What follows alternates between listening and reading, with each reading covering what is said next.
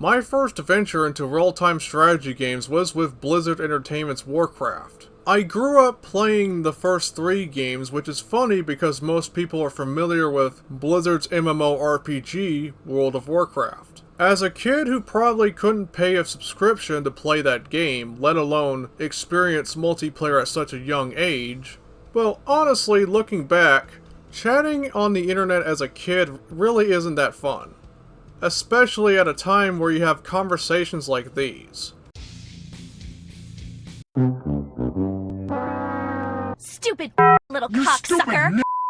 But at the same time, this is just me hating on my past. So I stuck around with the earlier games for a long while. I didn't try out World of Warcraft until many years later, when they had a limited free-to-play version. But that one was brief because honestly, MMORPG games were not really my type. Anyway, while growing up around Blizzard's catalog of RTS games because I never heard what this Command & Conquer game was about until many years later, I found out about Blizzard's other successful series, Starcraft, released on March 31st, 1998 for Microsoft Windows. It's a no-brainer that this game was insanely popular even today, so a Shareware release came shortly after the game's release. And this, like Rise of the Triad, was one of those Shareware games that featured its own set of levels. I could remember the Shareware version of Warcraft 2 has this similarity. I do need to revisit that Shareware one of these days. Now, I don't recall what's the exact release date of this demo / Shareware, but I assume it would have been somewhere between June to December, as there were 2 versions of this Shareware demo. One for CD-ROM and the other for the internet. As a kid, I used to play this version a lot compared to the retail version, especially when it's the downloaded internet copy. I never had a physical copy of the Shareware release of Starcraft, to be fair. The first time I ever had a physical copy of Starcraft was on my 7th birthday, since that was when I got the Starcraft Battle Chest, which not only has the base game, but it has Brood War, the expansion set. Anyway, for this video I am playing the Shareware release that came from the CD-ROM, mainly because there is more content that did not make it for the internet demo. You see, because most of the people on the internet were using dial-up when StarCraft came out, and the fact that the game itself is pretty large. So in order to not have people wait several more hours for this thing to download, certain content from the CD release had to be cut out to reduce file size. So that means only 3 out of 5 missions were featured. Certain dialogue had to be cut out as well. And there was only one music track, which is this one.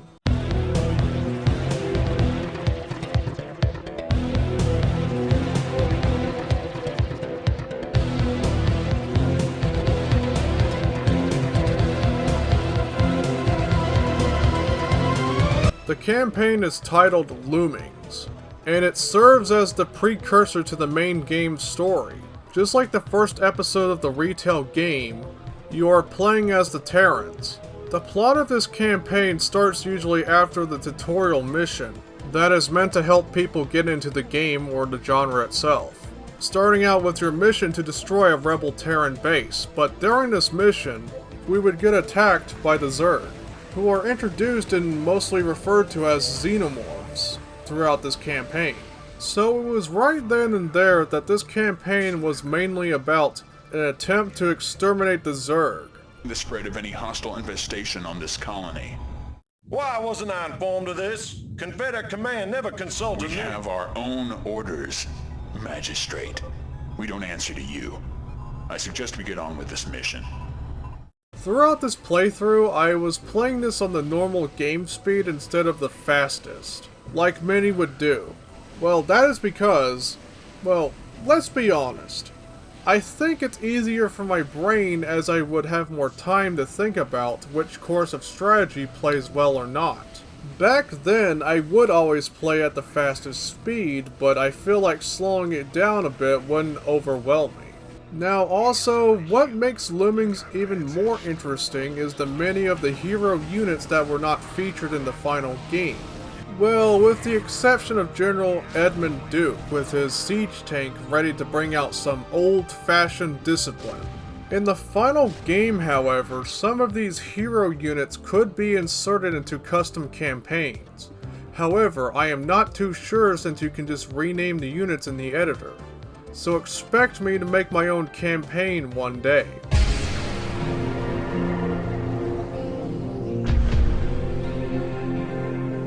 The Shareware version of Starcraft also gave people a taste of Battle.net, Blizzard's own multiplayer gaming service that first made its debut with the release of Diablo. This service allowed Shareware versions of their games, with the exception of Warcraft 2 Battle.net Edition, to have their own portal to play multiplayer games. In the case of the demo version of Starcraft, the only limitations you had were you can only play as the Terrans, and there was only one 2-player level called Byways. However, this would not prevent others from discovering methods around these limitations by altering the game itself. Which is interesting, considering a small community of people modding a shareware release of a game was not really as common. Or so I think. I mean, sure, it sounds easier to just buy the full version of the game and call it a day, but where's the joy in that? It seems like people are willing to explore what they could accomplish with such a limited shareware demo. And they did! There is a community patch called the Ultimate Patch, which is basically a front end, with some maps included.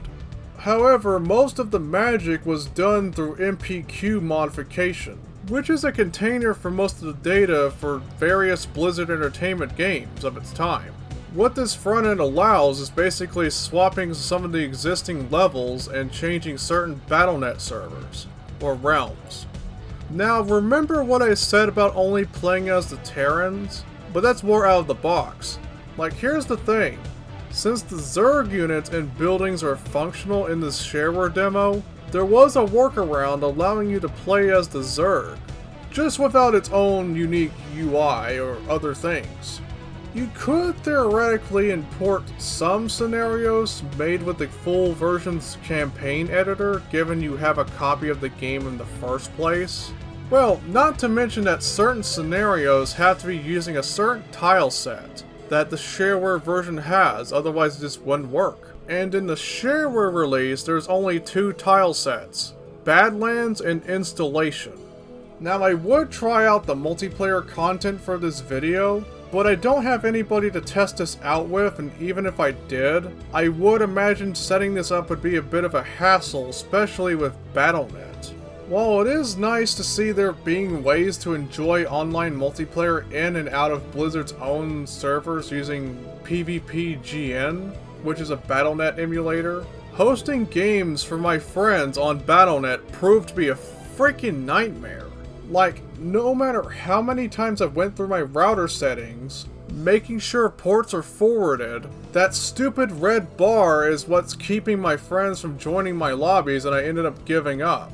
The only way I got around this issue was to use PvPGN and a VPN like Hamachi and Radman VPN, since that is basically the online equivalent of running your own Battle.net server for a LAN party. If I ever do see myself playing Starcraft multiplayer with a friend group, it'll most likely be through the IPX protocol, wrapped around a DOSBox server using IPX wrapper, but that's for another video. Now, I would be honest and say that Starcraft multiplayer gives me really bad anxiety because I tend to view the multiplayer scene as stupidly competitive. But that's probably because most of the time whenever I see a Starcraft multiplayer video, it's mostly from a Korean Starcraft tournament or montage. Like, imagine pitting yourself against somebody who's playing this at 400 actions per minute, if not higher. In my case, I know for sure I'd probably toast, in like under a few minutes. Though, I do need to work on that a bit. But at the end of the day, if you can't enjoy the Zerg Rush, there is also the custom maps with user map settings. Man, those were the most fun I had back when I was playing this game at midnight back in 2011. Basically hours before I had to go back to school, being all depressed and shit. Well, that about wraps up this video.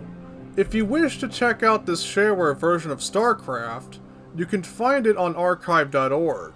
Or better yet, see if you have a CD copy floating around, as not only you have the full copy of Starcraft in your hands, you can even install the Spawn version, which allows you to play the precursor campaign that way.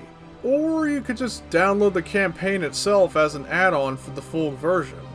But anyway, that's about it for now. Thanks for watching, and as always, peace out.